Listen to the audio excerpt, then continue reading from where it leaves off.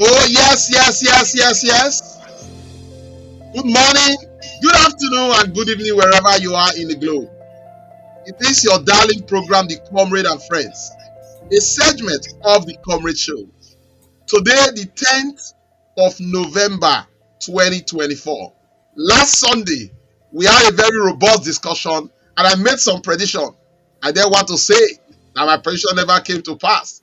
Thank God I'm indeed not a pastor. I had predicted a victory for Kamala Harris, but the news is everywhere.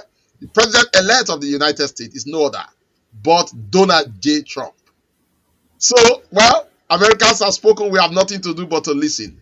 We will talk about that as soon as the program starts proper. But our issue today is to zero on Edo State. You know that come November 12th, barely 48 hours from now, a new government and a new governor would have taken saddle in Edo State. And we will witness the total outgoing of the current government led by Governor Godwin Obaseki. So today we shall be looking at Obaseki's legacy of his 8 years of governance and what are the expectations for the incoming governor led by Senator Monday Okpebholo. I must say that the expectations indeed are mammoth. The work of governance is never over. Every time you see new government coming, they come in with new challenges.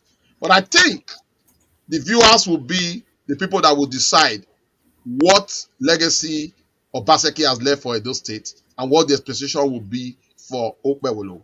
Do not touch that die. It promised to be a very, very important one. And when I want to beg everybody, please, at every point of today's program, you'll be free to call in to share your opinions. Do not touch that die. We'll be right back.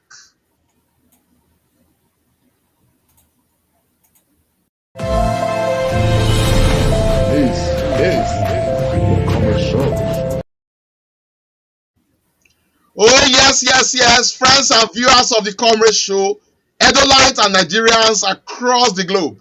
It is your darling program, The Comrade and Friends, a segment of the Comrade Show. Like I said in the intro, today is the 10th day of November 2024, and the change of governance in Edo State will take place in another 48 hours.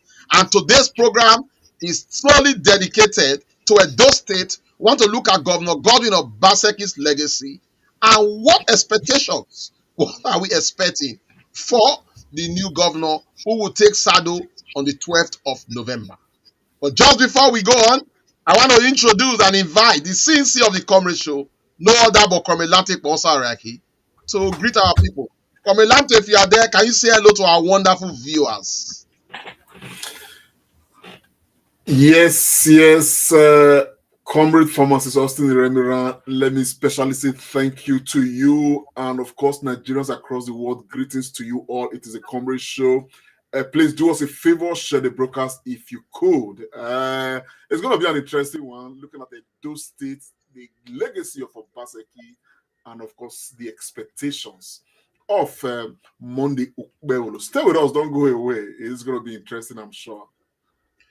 Thank you so much, Komelante. Since you signed for Real Madrid in the twilight of your years, you have been looking very radiant. Although I didn't throw a jab at you last time. Your team lost woefully, and I would say that in the Premier League, it's been a bit of difficulty for the leaders. Liverpool is standing strong, but other clubs are in state of absolute miasma, if I'm allowed to use that word. But I just wanted to throw a jab on you.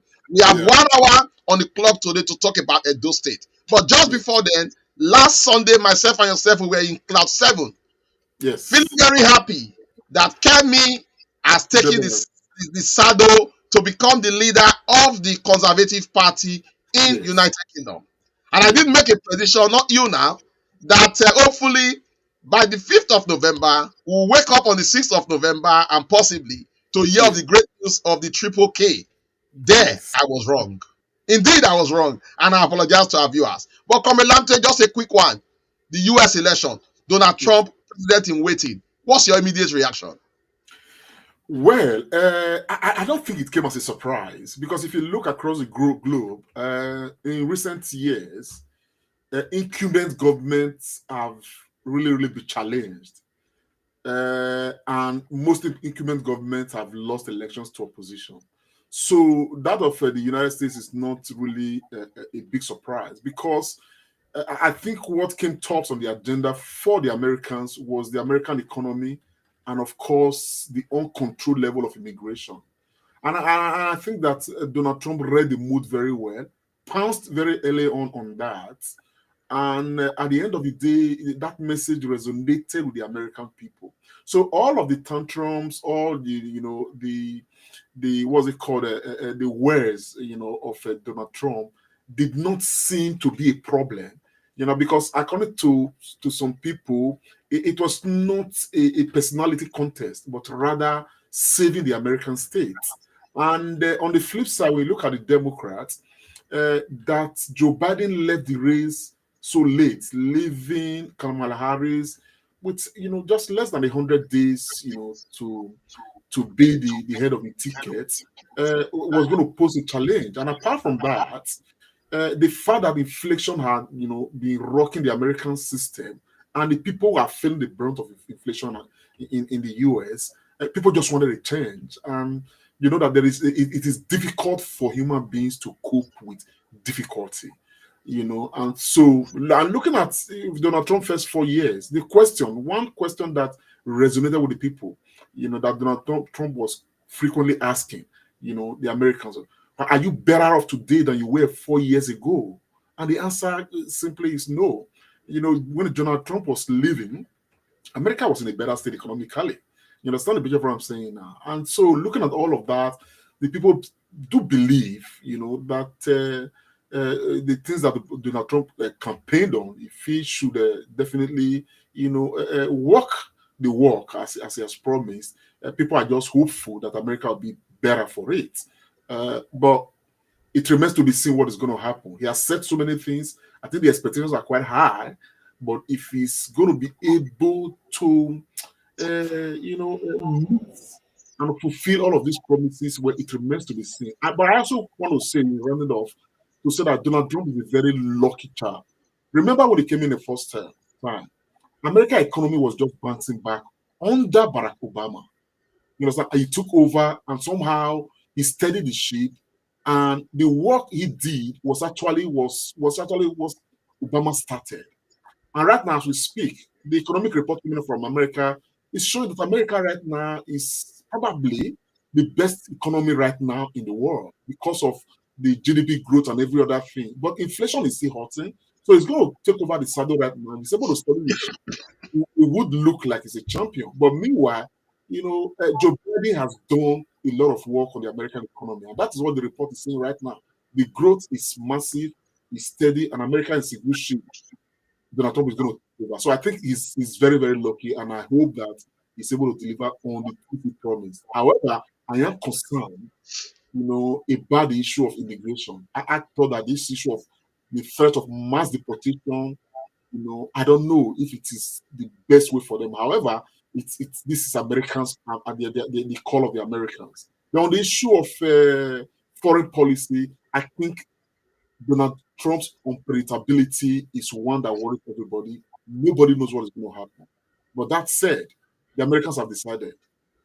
Fortunately for them, INEC is never going to declare Kamala Harris the president and ask Donald Trump to go to court.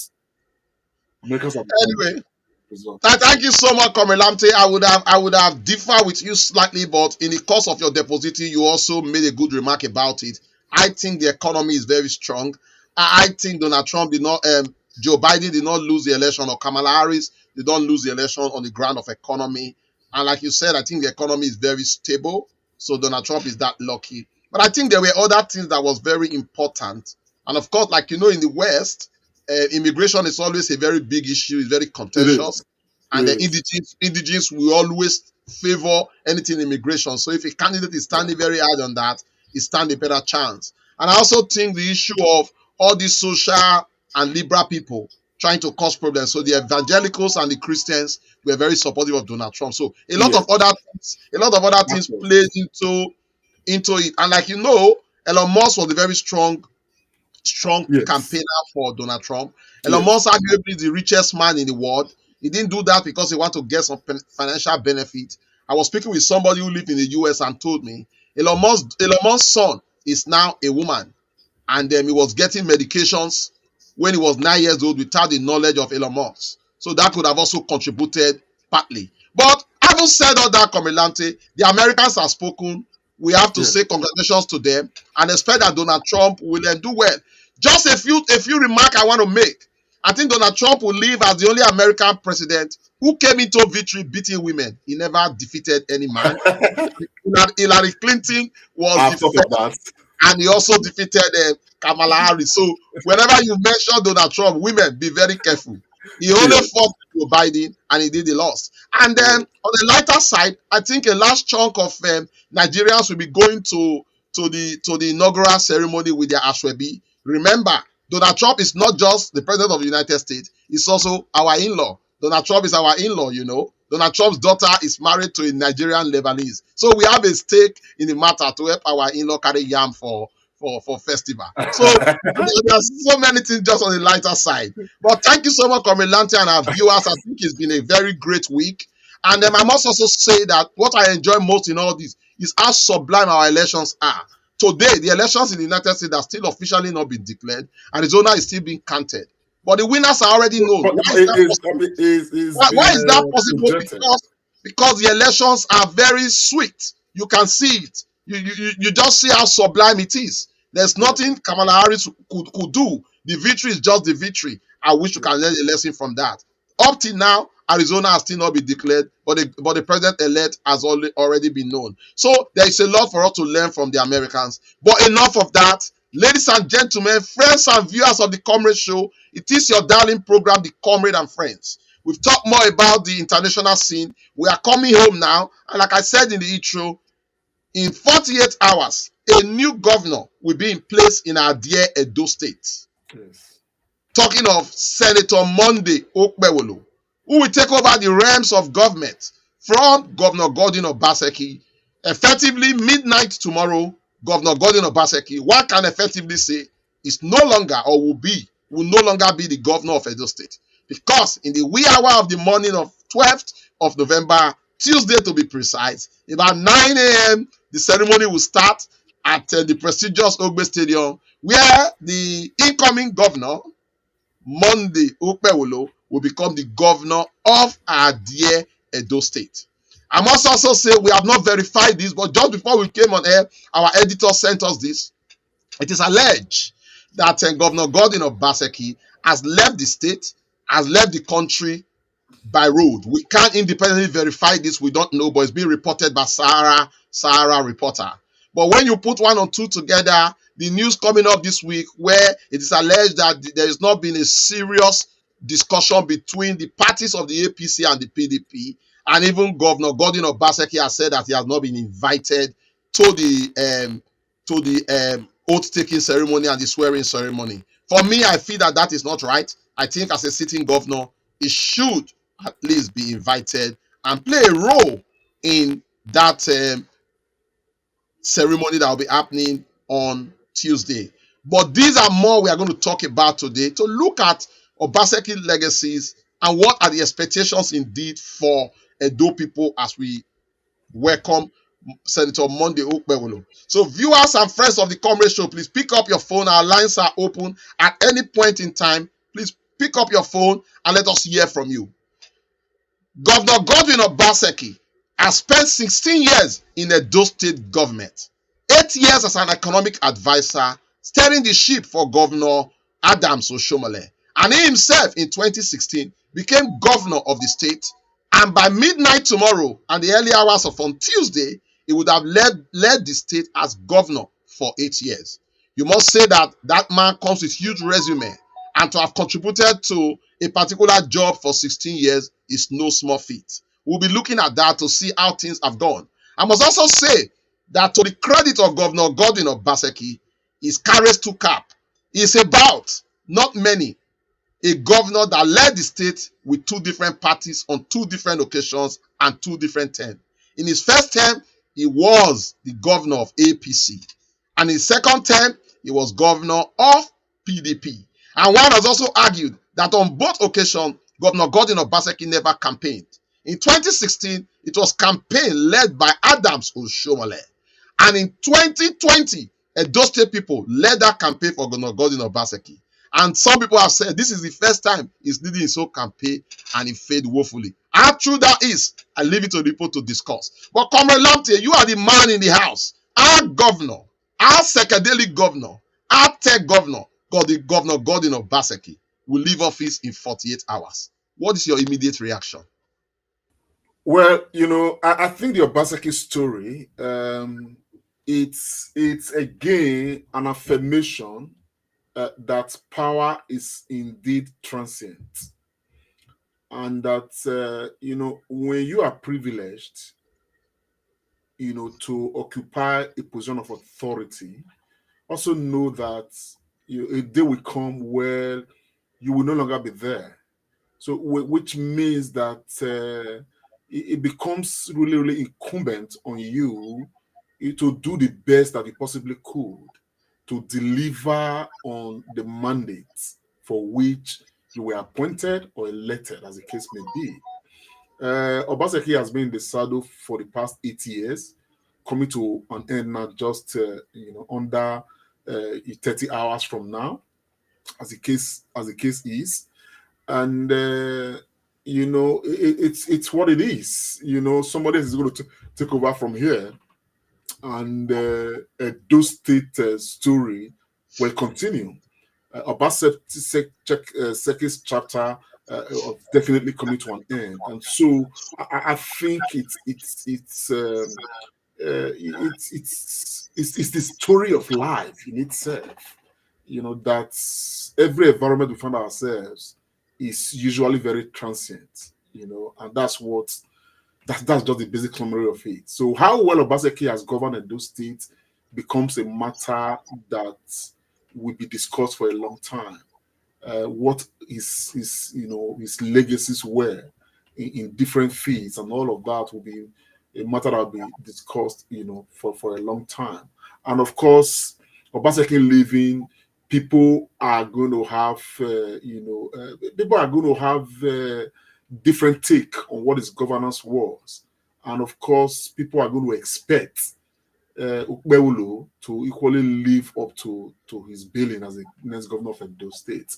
And so at the end of the day, it is what it is. Obaseki is going up, Okpebholo is coming. And Okpebholo coming right now probably, may need to extray Obaseki in the last 8 years and see what he would learn from the Obaseki story. Because at the end of the day, a day like this is going to come where Okpebholo will be leaving and that person will be coming in as the governor of Edo State. The end of one chapter, the beginning of another chapter. Absolutely, Comrade Lamte.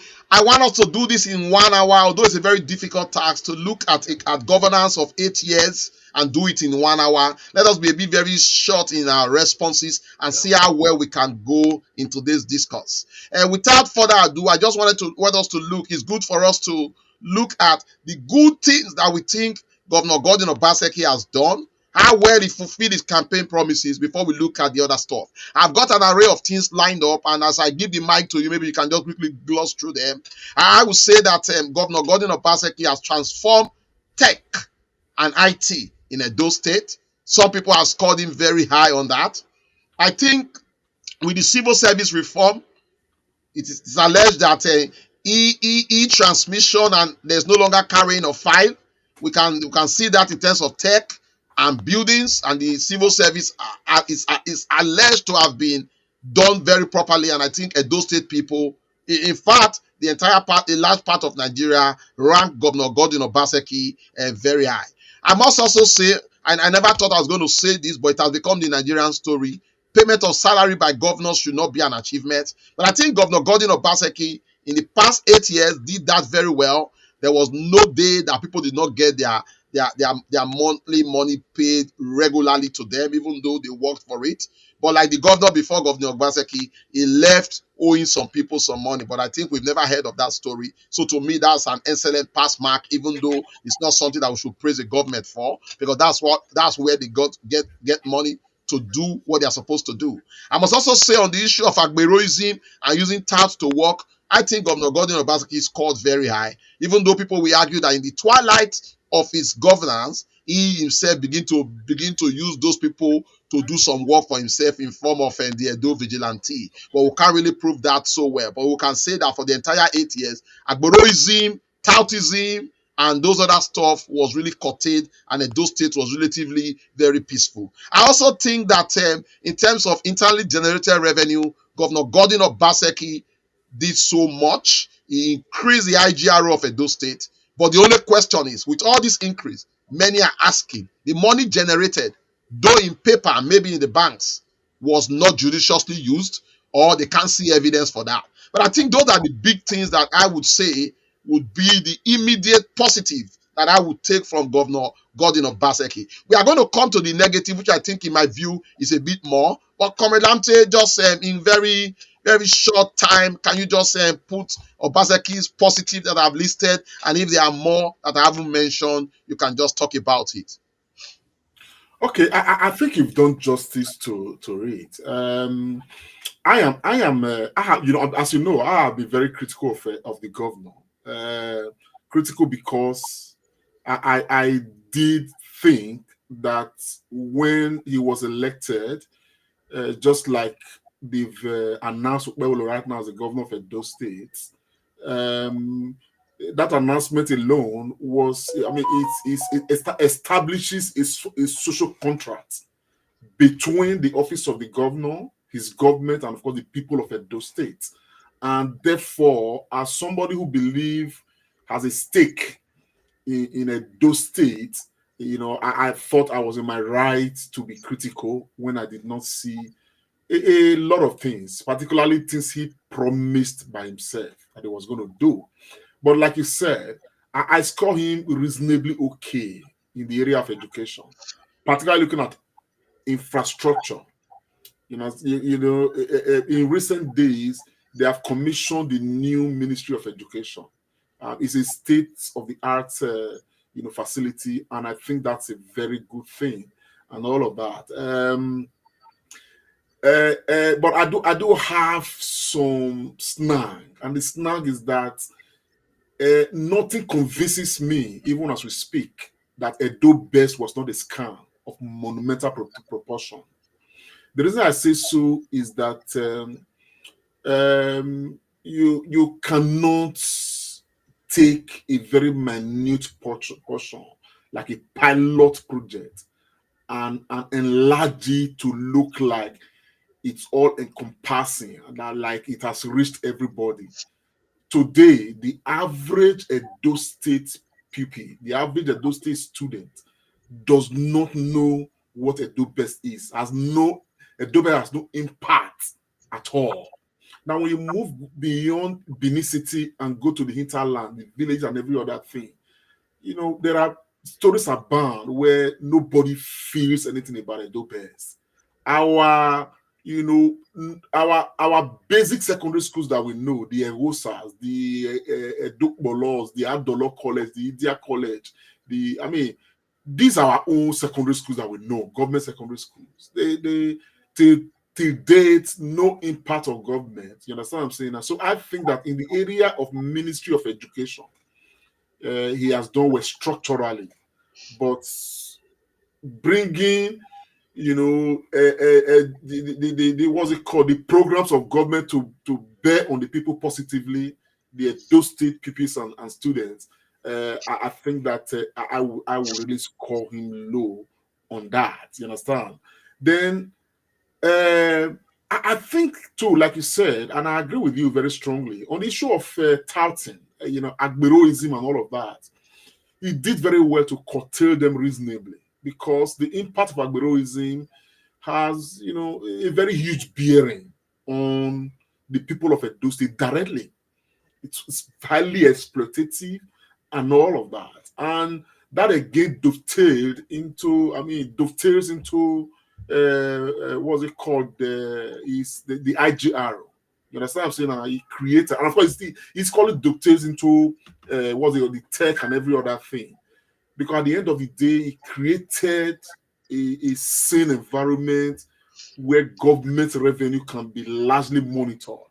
And that had to increase, the IGRO of Edo State. Even though it remains to be seen what the monies collected, have been, used for. Of course, they have their own, government has presented, to an extent, their own case. But it remains to be seen if what they are presented, the figures they are presented, is commensurate to what the people of Edo State are seeing on the ground. But structurally, that those things are in place, I think that it is good, and all of that. Of course, like you said on the issue of tech, I think it's done reasonably well, except that I would hope, where government is a continuum, I would hope that we have the incoming government is able to build on what's on the ground, because I just think that, you know, technology, training, and all of those things should be available, particularly matters of data processing, analysis, and all of that should be available to every Edo State person, irrespective of the discipline. You can be a medical doctor, you can be a teacher, you can be this. People should be able to access, additional skills in these areas. It shouldn't be made, as an exclusive preserve of some people. And from what we hear, even some of the what's the skills, provided in this direction, the biggest beneficiaries of some of those things were not even from those states, people from other states, you understand, who came to enroll into these programs and got the skills and left. So I thought that, since if we have these facilities, we should make it more available to Edo State people, make it mandatory, particularly our young school leavers, our secondary school, school start holders, and every other thing, as an additional skill to whatever they're going to study. So in that area, I think I will score him, reasonably okay for starting a process like that can be built on. Of course, on the issue of civil service, it's renovation of the secretariat. I don't like, I think he has done a good work there, renovating the secretariat, but making it look like he built the secretariat may be very unfair. You understand what I'm saying now? But the secretariat was abandoned for many years. He came to renovate it, paint it, and really give that secretariat life. I thought that he did very well with that. I'm really pleased with that. And of course, civil service reform is I think he has done very well in reforming, our civil service and all of that, introducing tech into all of the arrangement. I think he's done very well. There's a lot of work to be done. I think that the incoming government should look into that, to build on that as well. So these are some of the areas I think that he has done very well in. In the area of agriculture, there's nothing on the ground I that think, Comrade Ante, yeah, thank you very much for that. I think we agree on those areas that we think Governor Gordon Obaseki has done well. That's yeah. not in contention. May I also say that the issue that we reported just now, I can see Terry Ab reacting to it. That's from Sahara Reporter alleging that Governor Gordon Obaseki have left Edo State and left Nigeria by road. We have to let people know what is out there. This is from Sahara Reporters. And then also to reacting to William Iyoa, who is saying that a government that we clearly declare as failure has no legacy. Iyoa, all we are doing here is looking at what has happened. Legacy, you can neither legacy has nothing to do with failure or success. Legacy is what goes before you. So there could be some negative legacies and also some positive legacies. I just wanted to put that out. Looking at them And then holistic. what we are doing today is looking at its government. There's nothing we can do now. It's outgone almost immediately, less than 48 hours. So, Komilante, back to the program. We believe that people will call in to also air their view. These are our personal opinions and how we see relating to people. We've agreed on the last chunk of what we think Governor Gordon Obaseki has done well. And I can reiterate that again on the issue of tech, IGRO, civil servants, regular monthly payment, agberoism, and all those stuff. That's not contest. That's not And contest. apart from that, I think he did a both thing too. Raising the minimum wage to 40,000. Yes, The I'm current paying 40,000 constantly. Yeah. is still Yeah, that's okay. Even though the incoming government, they are suggesting or insinuating that they may not continue along that path. But Komelante, we've talked about that. Now let us talk about there are other things that has happened in the Edo State, which in my view, and maybe to the view of others, are a bit contentious. It's either here nor there. But we are going to premise our discussion on the promises that Governor Godwin Obaseki made to Edo State people. And I want to look at, just to start in a very good footing, Komelamte, how democratic do you think Governor Godwin Obaseki's government is? Because democracy will be a government for the people, by the people, and for the people. So we look at legislature, we look at obeying court orders, doing what is expected legally. I think, in my view, I will rate Governor Obaseki a bit poor. And I would allow you speak before I round up. What do you have to say concerning conducting elections in Edo State, respecting court orders, and even coming up with good cabinet and bringing them on time? Because remember what happened in 2020 to Governor Godwin Obaseki, almost 8 months to come up with a set of executives. So, Komelante, be very short on this, please. No, there is we cannot. I must be very dispassionate on this. I think that Obaseki, as a governor, killed democracy in Edo State. He presented himself really, from the things that have happened in the last 8 years, as someone who's very undemocratic. And as a matter of fact, in my view, I think Obaseki was a dictator of no mean proportion. Initially, we didn't know. When he was elected and he became governor of Edo State, it took him a year to have his complete cabinet. Not even, it wasn't even complete to name, because initially when he was on board, it was just him, the deputy governor, and the SSG. He didn't even have chief of staff. And we were holding brief for him. And he was still telling us that, oh man, this process had to be this. We cannot forget in a hurry. It took nearly 1 year before he now named some commissioners. At the end of the year, Obaseki went through the first tenure without actually completing his government. And the question was, the monies apportioned to the ministries that had no commissioners, what was happening to them? You understand the picture of what I'm saying now? And under his government, we saw a lacuna in the local government. For years, there was no local government elections. And even when we're supposed to have proper democracy, for which I actually personally supported him, I thought that he was going to come and give Edo State an exemplary democracy. The kind of, robbery that took place in the House of Assembly elections under his purview, and of course the chairmanship elections under his purview, it was just a nail on the coffin for me to say, man, this man will go down probably as one of the most undemocratic governors that were ever seen in those states. So on the issue of democracy and preserving democracy, he failed woefully. And which is why today, the experiences that he's getting, from the APC, he's not having very many sympathizers, because if people look back at what he did at the local government level and at the House of Assembly levels and all through his government and every other thing, it's very difficult to be sympathetic. The only sympathy that someone like myself have today is not to Obaseki, but to Edo State, because right now, given what is happening right now with Okpebholo and the governorship election we saw, under what was his name, Bola Ahmed Tinubu, Obaseki is gone now. Okay, Edo State is going to suffer seriously for it. So the wrongs that have taken place in this last governorship election is not warranted at all. You understand? But it is not anything personal against Obaseki. It is something against Edo State as a whole. Unfortunately, Obaseki did not lay an exemplary structure that the people ought to have, stood on to resist what now happened. That APC now is holding sway. Even as we accuse APC of robbing the Edo State of democracy in the governorship elections, it's not just APC.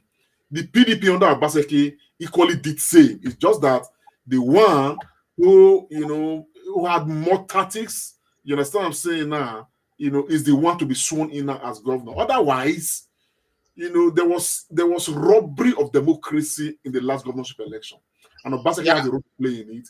APC has a role to play in it. All the politicians, even the Edo State electorate themselves. So at the end of the day, Anyway, let's stay with Obaseki's legacy. Just to add, I think probably you forgot this. Would also say that the judges were approved by NJC, but Governor Gordon Obaseki did not swear them in. It's a string. It's a string.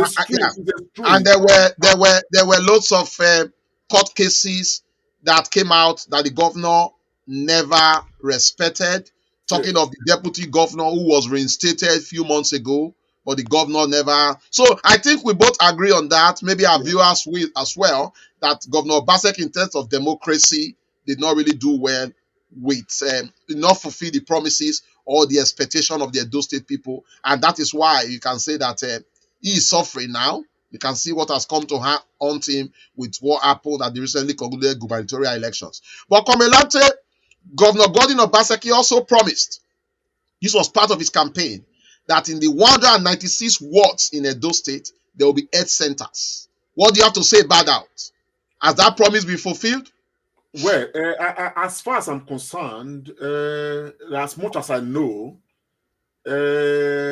reasonably that promise is not fulfilled. We are still having everybody with headache, with small hand injury and all of that.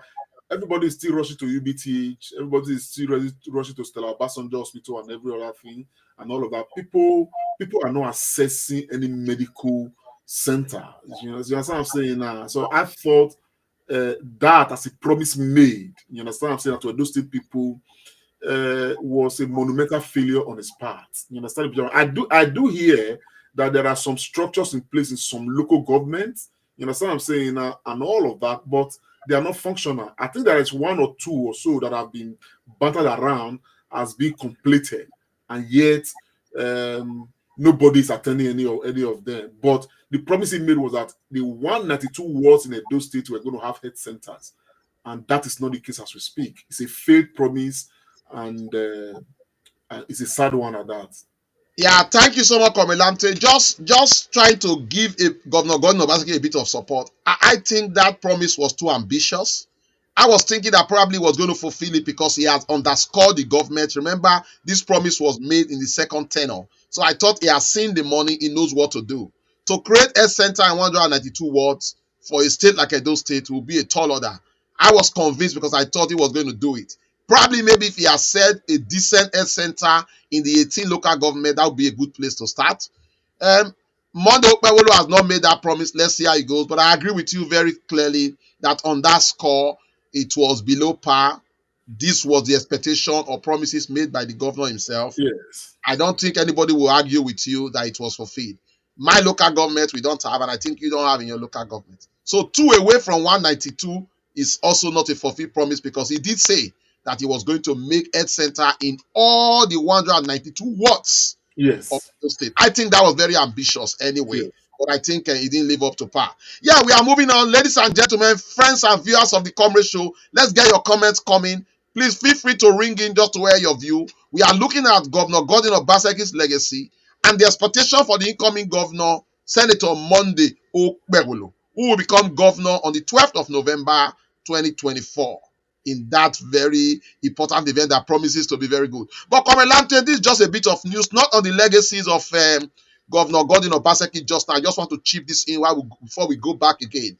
Earlier today, or yesterday, there's a news coming from the Edo State government alleging or saying that Governor Gordon Obaseki was not invited, which I find very, very wrong. I think there should be strong interface. You cannot just come and take over government without having a robust discussion with the government that is in place. Even in the United States, Joe Biden has already invited the Donald Trump team for them to start talking. Even though last time we know Donald Trump did not do it. We should always take from the good one, not the bad one. That's one part. That letter also says that they are spending $5 million on this swearing-in ceremony. 5 billion. 5 billion. And I want to ask myself, if Governor Gordon Obaseki and his government are not carried along, how do they get such money? Which treasury are they getting it from? Is Senator Monday Okpebholo going to start working from borrowed money and to pay back? How did that meet you? I find it very, very, very pathetic. Well, honestly, there's been a lot of there's been a lot flying around between these two parties, different accusations. But just to put this in context, in the last few hours, Sahara reporters have reported that Governor Obaseki has fled by land. Now, where they get that report, I do not know. You understand that those state governors, Governor Obaseki were about unknown. He fled Nigeria through land borders ahead of tenure expiration. Okay. Now, meanwhile, on the heels of this, just a few weeks ago, the Accountant General of Edo State was invited and arrested by the EFCC. His whereabouts, as at the time we were putting this report together, was still unknown. And there was the fear that Obaseki himself would be arrested. Okay, now, I think Obaseki, spoke to that. Now, if Obaseki has actually fled, we don't know. But Obaseki has accused, like you said, Okpebholo of not inviting him, the governor. Now, I found that a bit curious because I actually don't know if it's Okpebholo I will be inviting Obaseki to his swearing in. Obaseki is supposed to be the one organizing the swearing in, for Okpebholo. You understand what I'm saying now? And all of that, because they need to exchange documents and all of those things, right? So at the swearing in level, the chief judge of Edo State will come and organize the oath taking and every other thing. And from there, Okpebholo takes the key and goes to government house, isn't it? But let us take this report. I think this report will fill some gaps for us. But let's take this report. Let's take a listen. Still in Edo State, the governor, Godwin Obaseki, and the People's Democratic Party, the PDP governorship candidate, Okpebholo, have berated the All Progressives Congress, the APC, over their preparations ahead of the November 12 inauguration in the state. Mr. Obaseki says the APC have gone ahead with planning for that event without involving the state government, which should be in charge of the program. He adds that no invitation has been sent to him so far. On his part, Mr. Okpebholo maintains that Governor Obaseki's good works in the last 8 years are now being undone by the APC even before taking over power. They were both speaking at the inauguration of the caretaker committee for the PDP in Edo State, led by the former state chairman at the party secretariat. It is, yes, they stole the mandate, but we have laws. Somebody has to be sworn in, right? Sworn into a government that already is existing, right? You just don't come from nowhere and start government. There's already government. There's a way things are done, isn't it? So you come, government of Edo State is inaugurating a new governor on Tuesday. Is that not? But what you are seeing now, all the posters, the government of Edo State is not involved. So it's crazy when people just behave the way they are behaving as if there are no laws in the country. It's really, I just sit down sometimes and I'm wondering, are we okay as a country? We are guided by the Constitution. We are guided by laws and precedents and procedures. So they are doing inauguration. I, as a governor, don't know. Not even being invited. So it's like they're starting a brand new state and a brand new government to the progress he has made for our state. He has worked with the interest of the people of Edo State in his heart. He has worked with the love of the people of Edo State. And, data does not lie. If when you get somewhere, the GDP is $10 billion, and when you are going, the GDP is close to $35 billion, then you must have done many things right. You have all noticed that in the last few weeks, when lions and tigers have started taking over, we've seen the impact on the state. By 6:30 p.m., the state is like a graveyard. A month and a half ago at 6:30 p.m., the life was just starting. So see the consequential damage to the night economy of the state and the consequential damage to our state. So we have to stay firm and we have to keep praying. I've heard the same stuff. Okay. Pharmacist, I want to come in here. Now, Obaseki has made this allegation. It was on the heels of this allegation that I read in some other tabloids that Okpebholo, when asked, said Obaseki is incommunicado, and he alleged that Obaseki has fled Edo State. I probably do think, okay, I stand to be corrected, that was where Sahara Report got their own insinuation, I will say for now, from, to say Obaseki has fled Edo State. But that said, here Obaseki is going to speak to if he's going to be arrested by the EFCC or not. But let's take a listen. Stories too. Some people say they have multiple petitions which they are submitting to the FCC, and as we speak, we have all our signatories to the state accounts in the FCC. The state cannot function, so I've heard too. So, and I'm getting ready and prepared. So it just said that he's prepared for whatever is going to come. But he insinuated that he is not going to be surprised if the EFCC come for him. You know, again, I would not. I mean, that's very logical because his own, chief accountant general is already on with the EFCC at the moment, and I don't know if you know, there are. I mean, the numbers that are being battered around by the opposition party, the APC, and every other thing, has been embezzled by the Obaseki administration, is running into trillions. You understand what I'm saying? How true this is, we don't know. You understand? But the APC Okpebholo camp have already, written a petition to the EFCC asking for the arrest of Governor Obaseki and all of that. So, if it is true that Obaseki has absconded and has fled Edo State based on this report, of course, the confirmation of this definitely will come in the coming days. You understand the picture of what I'm saying now? But I also do know that more revelations definitely will come, particularly now that another government is going to be in place, from the next 48 hours or thereabouts. Yeah, you didn't speak to the issue of the 5 billion. Where is Okpebholo getting it from? Yeah. Again, I think the matters of speculation, I've got to leave them, because they didn't create clarity.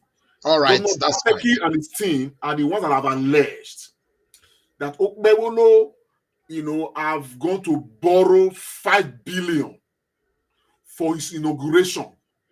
Now, the question I've asked myself is Okpebholo's signatory yet to the state treasury?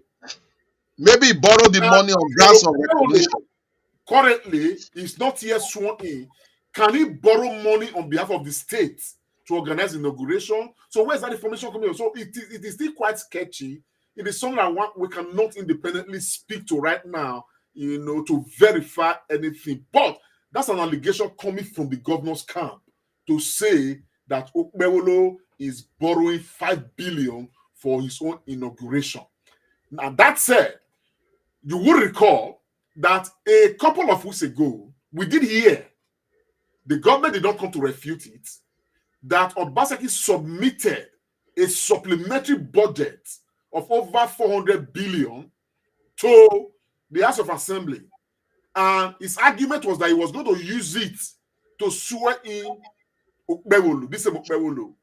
And according to sources, that supplementary budget was turned down. Now, the reason why we did not exploit that matter too much was because the government did not come out to refute it, neither did they come out to say it was true. So at the end of the day, we left it in the silos of rumors and speculation. But, like there is always no smoke without fire. When these things are happening like this, there is something happening somewhere. And going into the issue of 5 billion, it will be a matter of great concern if it is true. That Okpebholo and his team are borrowing 5 billion naira in the name of Edo State to organize Okpebholo's inauguration. my brother, I can tell you that would be, a big signal to, the very agenda of Okpebholo, of Dennis Idausa, of Adapto Somole. You understand? And that agenda solely would be to come and siphon the resources of Edo State. Because at the end of the day, what are you swearing in? You understand what I'm saying? That you will use 5 billion to organize is swearing in. It's a matter of grave concern if it is true. Yeah, Comrade, thank you so much. Like you've always said on many occasions, our country is full of magic. I will not be surprised. And you were wondering where will he borrow 5 million from? Our country is magic. On ground of personal recognition, they can get 5 billion anywhere. Because you know that governors in Nigeria, they are next to Jesus Christ. So anything indeed will happen. But it's always good for us to put it there so that our viewers will make up their mind. Sorry, sir, just to ask, so we don't forget, because our friend Ikat Austin just put it out there, and which is true. Okpebholo has accused Obaseki too of thwarting the effort to ensure that the transition is hitch-free. And Obaseki has been, according to Okpebholo and sources in the APC, Obaseki has been refusing, to comply with the rules of engagement. And if that is true, honestly, it will be really, really disturbing. Obaseki, Edo State government does not belong to Obaseki. So the APC Transition Committee have a right to request anything in the name of Edo State government. And Obaseki has a duty to provide every and anything requested, provided it is in the name of Edo State government. Even if not pencil like this, they should provide it. Particularly when it was equally rumored that Osioma Power Plant does not belong to Edo State government. Yeah, Comrade, just pause for a moment. We are coming back there. I'm conscious of time. Time is not our friend. Let us use it judiciously. I must also say that, Comrade, I'm not a fan of EFCC. And I don't feel very happy when EFCC will be threatening governors. They should not threaten Governor Godwin Obaseki. He's a perfect man. If they have any concern, write to him and invite him to come to you. He will have his legal team. So EFCC should just be careful. They make all this madness, they make all this noise. At the end of the day, nothing comes out of it. Or Governor Godwin Obaseki should be treated with respect, be treated with dignity. As a former governor, come on Tuesday. And if he has anything to answer, he will be there to answer the query. And Okpebholo's government should not spare Governor Obaseki. Open the books and let us know what is there. But Comrade Lamte, pharmacist, let me take you on this point. Okay. I'm coming. I'm going to ask my question. I'm conscious of time. Okay. Yeah. So what I want to say on the last leg, looking at Governor Godwin Obaseki, I want us to whip the last part of. In fact, we have 2 topics more on him. But if this last one is just on infrastructure before I go to interpersonal relationship. So on infrastructure, I want you to just quickly, in quick succession, whip all of them together. Look at roads in Edo State. Look at the promise of Osioma Power Plant, Gelegele Seaport. I want you to just restrict that and answer and then put your last statement you wanted to talk about. Whip all of them together just in 2 or 3 minutes, Comrade Lamte, please. No, okay. Then first, let me just start by when you said that the EFCC should respect the governor and the governors in Nigeria. We are in this state when governors immediately after what's it called, inauguration, they just travel and leave. You understand the picture of what I'm saying now? Even when they have cases to answer. As we are speaking right now, I hear the other day that Delta State former governor Ifeanyi Okowa, was arrested, and it's been alleged that he embezzled, something to the tune of over 2 trillion naira. You understand the picture of what I'm saying? Yeah, what I'm saying is that they should not make the process gangsterism. That's what I mean. I agree with you on that. You understand? But I think that there's so much, dishonor amongst people who are supposed to have served honorably and all of that. And but that said, you're asking for on the issue of infrastructure. Just restrict yourself to road, the seaport, and the Osioma Power Plant, please. Now, the Osioma Power Plant, Obaseki's promise was very clear. At the end of his first term, when he was contested for his second term, he told us that that plant was about 450 kVA at the time. You understand the picture of what I'm saying now? No, but that plant was going to raise to about 450 kVA or be 500 kVA. and that by the second term, that plant, Somo Power Plant, will be supplying private houses. That first they want to power government establishments and street lights and every other thing and all of that. You understand what I'm saying now? Now, it's tenure has come to an end. We really didn't see, much of what was promised, happening per se. As a matter of fact, I have received a few reports here that some people who went to establish businesses in Edo State under the promise that the Somo Power Plant was going to make lights, stable for them, had paid you some of money. Some of them have called to say, man, for the past 1 year, they don't get to Somo Power Plant to supply them lights and all of that. That's on one side. Now, I became concerned. Now, I don't know if this is true, but this one came from the transition committee. At least I know one of the members of the committee, the APC transition committee. It was alleged that the transition committee of Obaseki said that Osiomo Power Plant, Edo State does not have it's not an Edo State government property. Now that I find very difficult to reconcile with, because when we were campaigning for Obaseki, Osiomo Power Plant featured prominently because of what Obaseki presented to us. You understand what I'm saying now? As a major tool that he was going to use to transform Edo State. Now, if Okpebholo Power Plant, from what we hear, is the way it is, then there's a problem that needs to be resolved. That said, on the issue of Gelegele Seaports, I don't need anybody to tell me that I find it very disturbing. You understand what I'm saying? The way Obaseki went about Gelegele Seaport. What was so to us that before the end of Obaseki's first tenure, second tenure, Gelegele Seaport was going to be a major commercial, seaport in Nigeria. You understand the picture of what I'm saying now? It did promise that a lot is going in there. And from sources, we hear that several billions were pumped into that particular project. And from the way it seems, it's now increasingly looking like it is a white elephant project. Under the same arrangement, so much money was spent on Ekenwa Road, dualizing, doing this, doing that. Today, it's living right now. Ekenwa Road is still not completed. You understand? And you ask yourself, how many kilometers are we talking about right now? You understand the picture of what I'm saying now?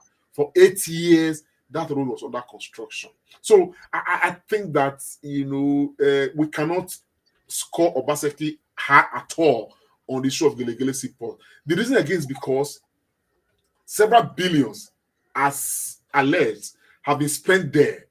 The incoming government may not even want to look at that direction at all. You understand what I'm saying now? May want to have something else to do. Doesn't want to even go and pump money in that place, which means that whatever money Obaseki has spent now for 8 years in Osiomo Power Plant is a waste. You understand the picture of what I'm saying now? If this government will not continue from there, say, okay, we want to have our own seaport. You understand, where goods and cargo and everything will be landing. You understand the picture of what I'm saying now? But that is not been achieved. You get what I mean? And yet several billions have been spent there. So that for me is a low point for the government. Of course, this same government promised to give us international airports in Edo North. I'm not sure that any signboard was erected even in that direction. Another thing again, which I found quite very, I probably will leave that for the later, but just remember in case I forget. Akenzua Cultural Center. I like to remind you can put that on now. Okay, yes, thank you so much, Komelamte. I think one of our viewers today has been making lots of comments. Taiwo Dele is really very supportive of Governor Godwin Obaseki. And then he has said that federal government frustrated him in terms of roads. I beg to differ. I don't think they are federal people that live in Edo State. I think they are Edo State people. If we've given credence to Governor Godwin Obaseki for raising IGRO, the next thing is to ask, where did you use this money you raised for IGRO?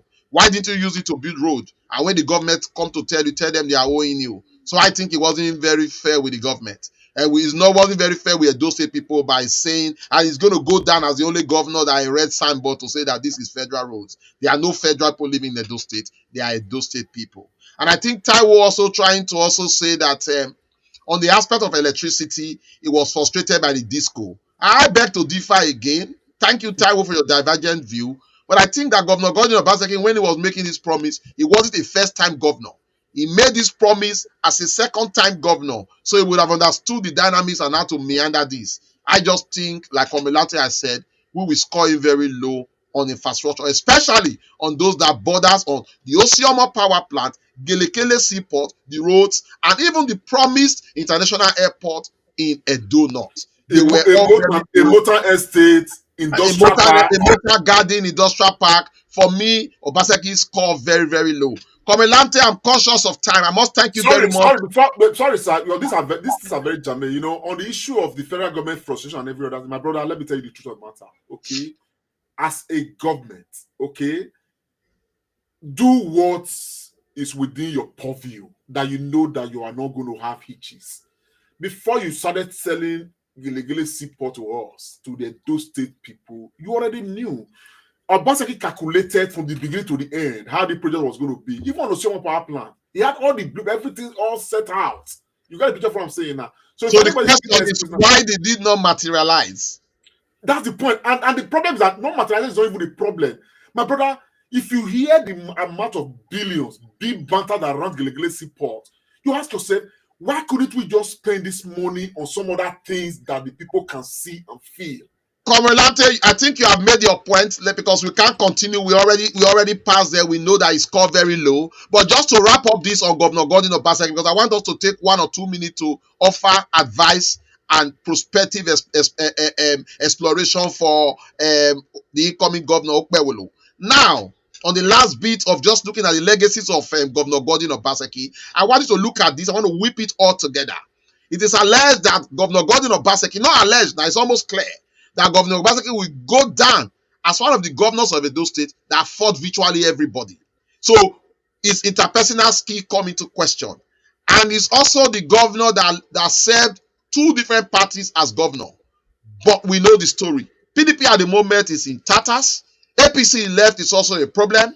And Governor Godwin Obaseki ended up as being the only governor that now has a deputy governor in another party and a sitting deputy governor that is partyless, and him as a sitting governor. So look at all this. PDP, APC, what they have currently in Edo State, and the many fights of Godwin Obaseki. How will you score his interpersonal relationship?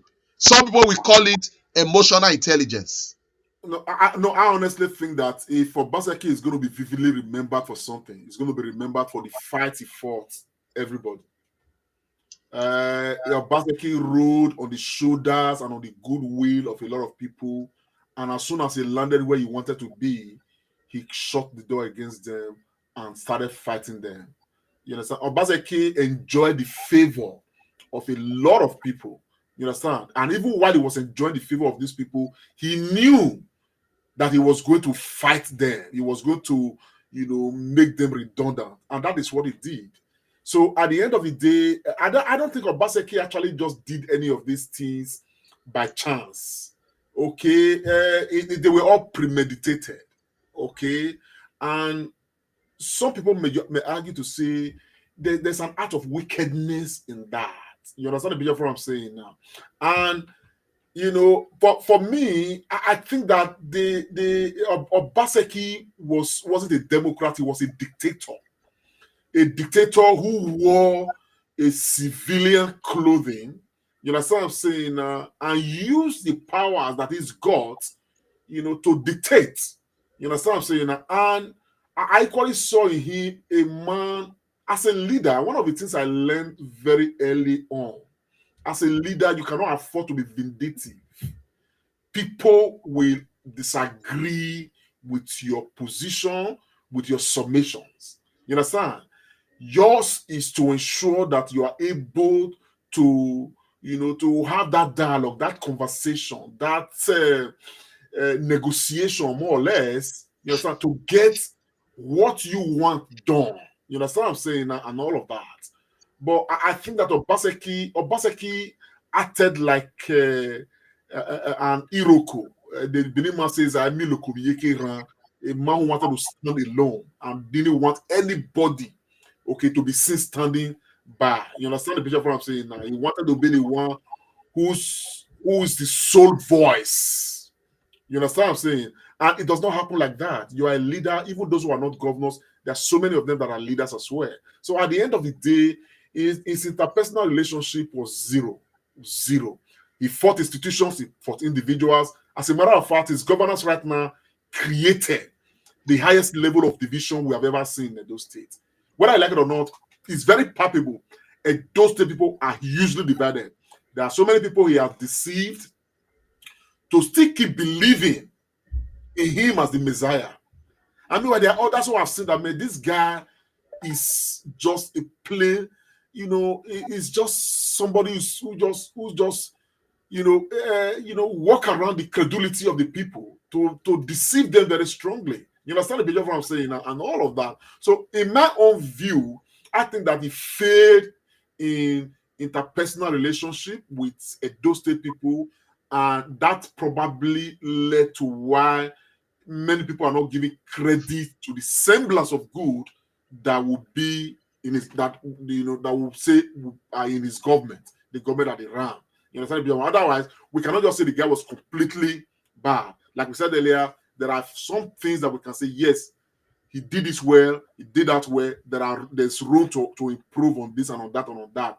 But on a general scale, he failed woefully when it comes to interpersonal relationship. His relationship was just non-existent.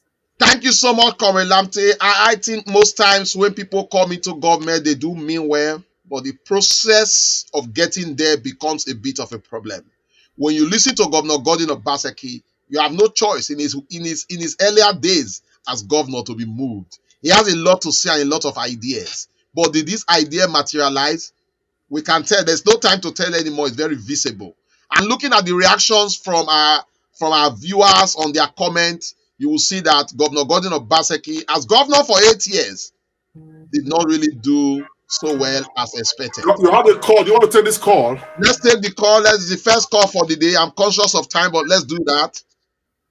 Hello. Hello. Yeah, hello. Good evening. Good evening, sir. My brothers. I'm with Lamte. I'm watching you guys and my other brother there. Good evening. I agree, sir. What's your name, sir? Where are you calling from? Yeah, my name is Victor. I'm calling from UK. Okay, go ahead, sir. What's the name? I wanted to contribute. Go ahead. I wanted to contribute. We can hear you. Yeah. I'm just listening to your conversation now, and the scores you were giving Obaseki on different aspects of governance, and also the interpersonal relationship you just talked about now. Yes. But I want to say, I think people are unnecessarily being harsh on Obaseki. I'm not saying he's perfect, though. I'm not saying he did. I'm not saying he's 100% perfect. He has his flaws like everybody else. Yes. And there's no governor or president that is perfect all over the world. Absolutely. We all have our shortcomings. We all have our flaws. But I think when people are saying that he fought everybody, but the question I want to ask is, why was everybody fighting him? Were they fighting him because they love Edo so much, or they were fighting him for their personal interest? Let's be honest. What was the reason why they were fighting him? We have not addressed that. But if he's fighting everybody, the question should be, why are they not fighting him? What are they fighting him for? So what I'm trying to say is that, like I said, I'm not saying he's perfect. I'm not saying he's the best governor in the world. But I'm just saying, I think we are unnecessarily being too harsh on him. As human beings, we all have our flaws as human beings. He might not have the best relationship with people, but it doesn't mean that we can tie that into his performance. Personal relationship is not. I think we are being a bit too emotional and too sentimental. We are not being objective enough in this case. Yeah. That's just my contribution.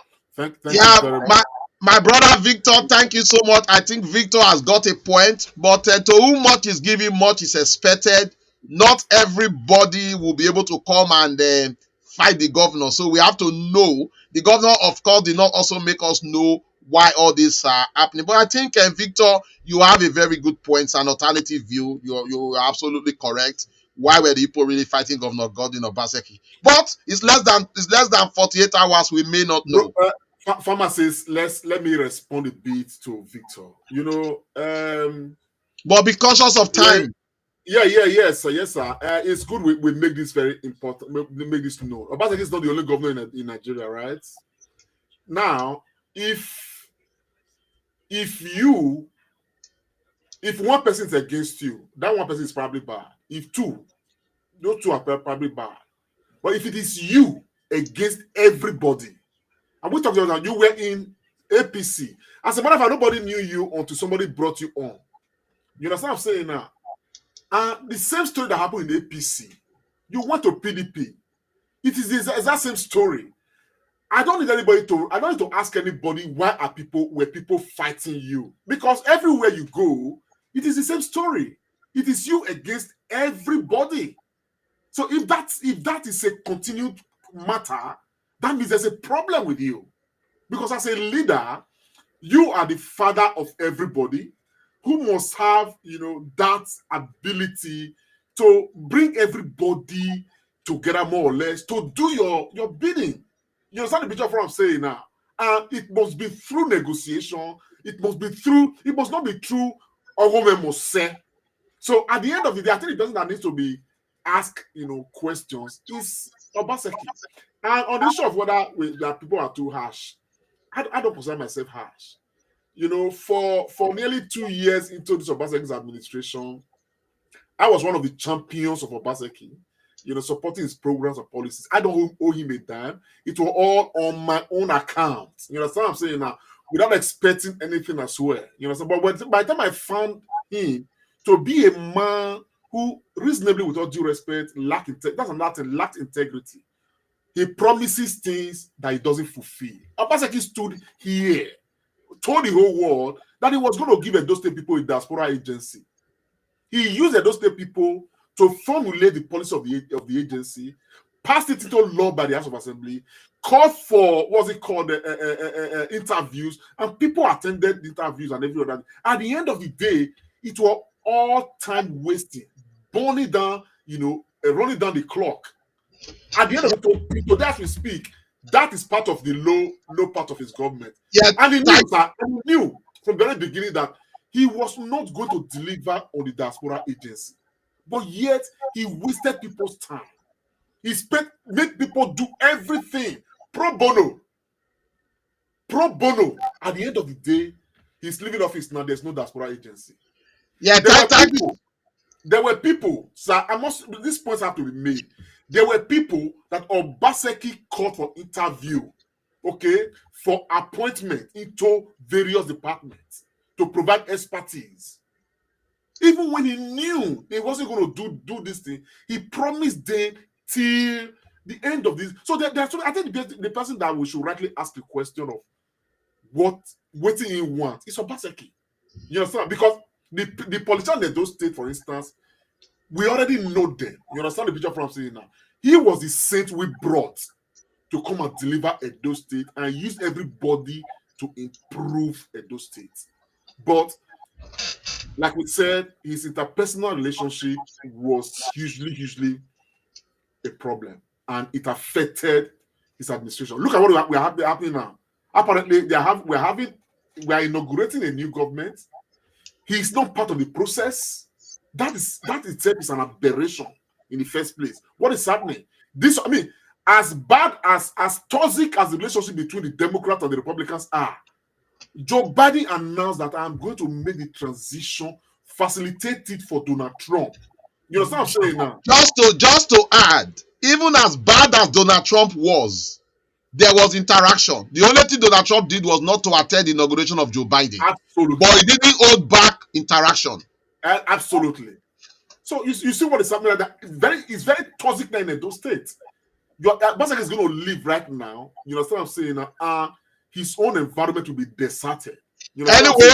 Anyway, Comrade Lamte, I think we must thank Victor. Victor has asked a question, and I believe rightly you've given answer. So thank you, Victor, for that. But Comrade Lamte, I'm conscious of time. We are beginning to wind down. We've looked at Obaseki's government, and like I said, the platform and the people will make up their mind. But I personally score him low, and I think you do as well. Not just scoring him low because we want to, but we are scoring him based on the promises that he made and where he has left Edo State. I think Governor Gordon Obaseki could have been better. At one time, we were even priming him for vice president and president of Nigeria. I don't think we can say that now. But Comrade Lamte, a lot has been said. My worry now is the incoming governor, Senator Monday Okpebholo. Yeah. Okpebholo, in his campaign, to be fair, did not make any promise. No. So we are in big trouble. Well, his surrogates did. No, he didn't. Forget about his surrogate. He didn't make any promise. I will do it. I will do it. So it's going to be a bit difficult for us to measure him. But we know where the table stop, or we know where the time stop when it takes off on the 12th. So, Comrade Lamte, very quick, conscious of time, please. What will be your advice for Senator Monday Okpebholo and Dennis Idahosa when they both take the realm of affairs as governor and deputy governor for Edo State? Please be very brief. Thank you. Okay. On a very quick note, I must establish, first and foremost, that I am not hopeful at all that Edo State is going to witness governance in the next 4 years. Now, that's a bit harsh. Yes, it should be. I must lower the bar very, very, very, very well. I'm not hopeful at all. I think that we are going to, in my opinion, I think that we are going to experience disaster. We are going to go back to the Stone Age. Okpebholoism is going to be re-entrenched in Edo State. Corruption is going to take the highest level that we have never seen before, vividly. You understand what I'm saying? Without caution. That's what I expect. Now, if any of these things or some of them don't happen, that would be what will surprise me. If they happen, it is my expectation that they were going to happen in the first place, particularly premising it on the point you already made that this man did not speak to us. He did not make any promise to us. As a matter of fact, the only thing I got from him in the early days was that he was coming to become governor to ensure that leaders don't cry, to wipe the tears of leaders, which means that using Edo State patrimony to service the Oshomoles and his own leaders. You understand the picture of what I'm saying now? He believed that Tinubu made him governor, Oshomole made him governor, so he owed these people. You understand? And what he owes them, and many of them are such, what he owes them is the resources of Edo State.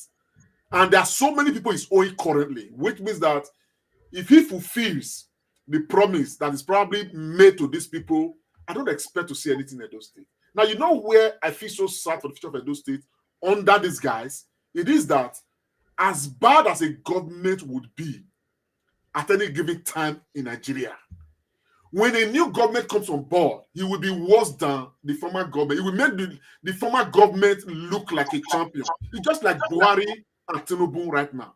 Buhari was a disaster. Right now, Tinubu is making Buhari look like a champion. I don't know why you get a picture of what I'm saying right now. So it's like we constantly go deeper into the abyss, into the ditch. I would have actually expected Okpebholo to be one that would outshine Governor Obaseki. But I don't see that happening. At the end of 4 years, Edo State people are going to clap hands and celebrate Governor Obaseki. You understand what I'm saying now? Obaseki will be forgotten in the next 2 years or 3 years, as the case may be. But at the end of 4 years, okay, Obaseki will be celebrated because of the monumental failure Edo State people will see in Okpebholo. Now, this is what I'm expecting to happen. Having said this, okay, I would honestly be one that will clap and applaud Okpebholo to high heavens if the things I'm saying right now are not going to happen the way I'm saying them. Which means that I expect him to ensure that he continued with the policy of Obaseki to totally eradicate Okpebholoism in those states, first and foremost. First and foremost. Because that has, an unbearable burden on the entirety of Edo State people. So the expectation that some bakakas or some aduduns or whatever. They want to take over some markets and begin to act like should come on as governor of Edo State, stamp his feet, ensure that none of this has happened, and ensure that the revenue of Edo State, like Obaseki has already instituted, his government has already done, okay, they make it neat, transparent, so that the IGRA of Edo State should continue to increase and not decline. That report is good for us to hear. That's another one. The second aspect is that I really would, I think probably he would do well on this. I really would want him to build relations, not at the expense of Edo State, but to ensure that Edo State People's Division, are curtailed reasonably. Okay, respect the elders. You understand what I'm saying? And have good government relationship with the traditional institutions of Edo State, for the growth and development of Edo State. Okay, I also expect that it should focus strongly on education. We still have in Edo State tens of thousands of out-of-school children in Edo State, either as indigenous or as residents. This is a matter, it's a time bomb that if we don't deal with it as a government, it's dangerous for the future of Edo State. So I expect him to do something meaningful. You understand what I'm saying? In a way it has to do with education. Now, if he's able to do all of these things and bring about transparency in government and every other thing, I probably think that he would have, exceeded the expectations. You understand? But I have my doubts. I will reconcile with my dad until things change, and they prove me wrong. Then I will come out fully to applaud him and support him all the way. Thank you so much, Corelante. What a fine place to end today's show. You have indeed your doubt. I would say that with Senator Monday Okpebholo, I think the work to move Edo State to the next level is mammoth. And like you are not alone, many people have shared that as well. I would say, I hope, I pray, although I don't believe there is prayer in politics. I think as in politics, you should be determined and know where to go. But because we are Nigerians, we'll say, let's say we pray and hope. But I think on the day of inauguration, if Senator Monday Okpebholo can do this, it would have shocked the world. Yes. If I were him on that day, I will announce all my commissioners already prepared. I will announce a last chunk of my executive office. Because any delay outside that inauguration will cause more problem. All these lions and tigers will be on him. But if you give a shocker on the first day, you may just send the message. And his speech on that first day, Corelante, will tell me which direction he's going to. If he leaves the Ogbe Stadium without making some of these promises, I will be worried. So just imagine if Okpebholo gives his inaugural address and announce the Secretary of Government right there, his Chief of Staff right there, named like 4 commissioners in notable places, that will send shocker. And that will stamp his feet. But if he goes back to the office and lobby starts, Corelante, I'm afraid what your insinuations are may just be. All of us all want a better Edo State. Yeah. And we hope that the better Edo State will come in our time. And then, like it's always said, Corelante, just to encourage you, you had lots of hope with Governor Godwin Obaseki, the hope were dashed. Now that we don't have hope with Okpebholo, our hope may just come up again. So that's why we share with those that believe in God, Christians or Muslims, to say that God indeed will do it. But I think God has given us enough. It's left for us to do it.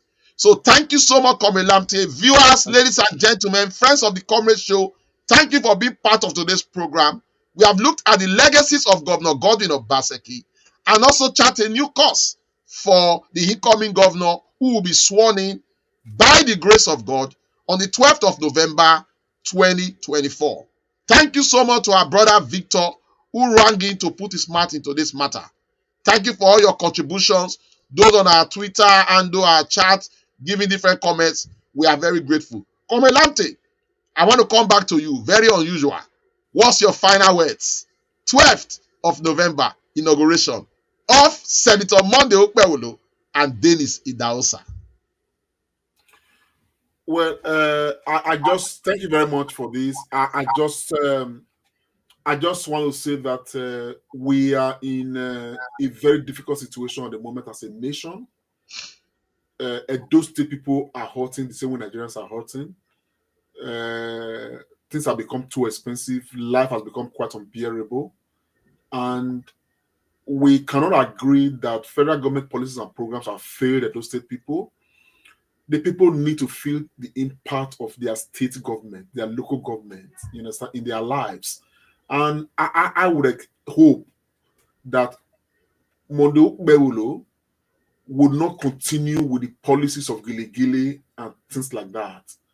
Rather, should channel those resources that ought to be going to Gili and all of that, channel them into agriculture. Agriculture employs everybody. Let us feed ourselves in Edo State.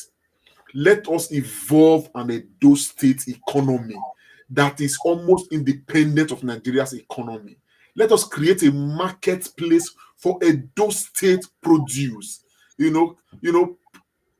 Produce from Edo State farms in an environment created by the government of Edo State, overseen by Edo State people, to ensure that Edo State people are fed overwhelmingly.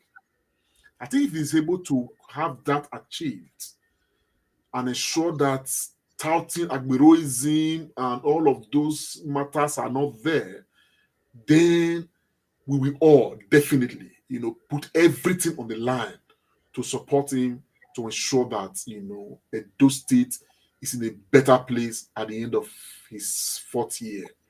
Also, I also like to add, just in summary, that it is not a good thing to see, this hue and cry between the Obaseki group and the Okpebholo's group. I think these guys, they need to set a good example for Edo State people. This inauguration exercise, the Benin man says, if